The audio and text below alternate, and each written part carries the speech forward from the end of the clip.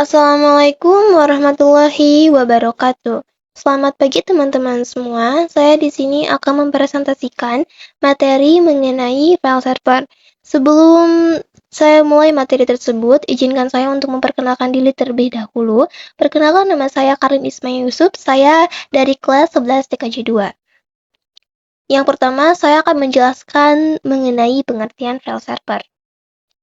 File server adalah sebuah komputer atau server yang berfungsi sebagai tempat penyimpanan utama dalam jaringan. Melalui server ini, pengguna dapat mengakses, menyimpan, dan mengelola file tanpa harus memindahkannya secara manual menggunakan perangkat lain. Yang kedua, ada tujuan dari file server. Tujuan utama dari file server adalah mempermudah proses berbagi file, mencegah duplikasi data, menyediakan penyimpanan terpusat, serta memudahkan pengaturan dan pengawasan terhadap data yang ada di dalam jaringan. Lalu, yang keempat, ada fungsi utama dari file server. Fungsi file server meliputi menyediakan penyimpanan terpusat, memungkinkan berbagi file antar pengguna, menjaga keamanan data, dan mendukung proses backup serta pemulihan jika terjadi kerusakan atau kehilangan data. Cara kerja file server itu cukup sederhana. File server bekerja dengan menyimpan file dalam direktori khusus di server.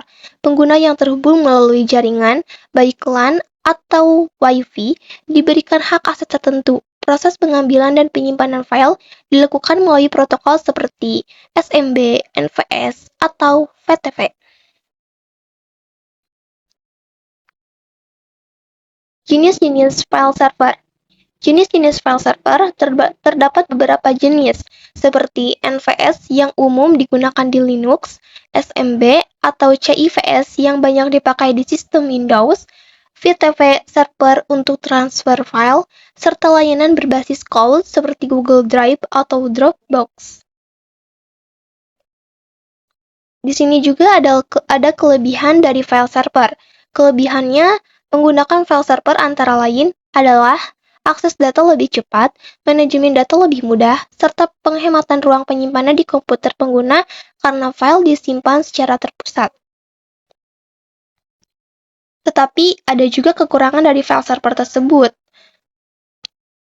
seperti kebutuhan akan server khusus, ketergantungan pada jaringan yang stabil, biaya perawatan, serta resiko seluruh data terhambat jika server mengalami kerusakan. Lalu, ada contoh software dari file server. Beberapa contoh software yang digunakan untuk file server meliputi Windows Server, Debian atau Ubuntu, untuk Linux, FileZilla Server, Samba, serta platform seperti Nextcloud atau OwnCloud.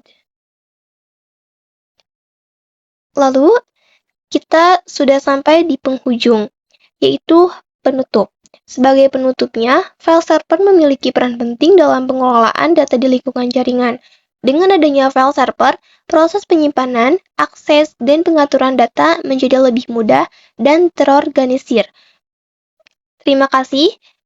Sekian presentasi dari saya. Mohon maaf bila ada salah kata. Semoga materi yang saya sampaikan ini bisa bermanfaat bagi teman-teman semua. Wassalamualaikum warahmatullahi wabarakatuh.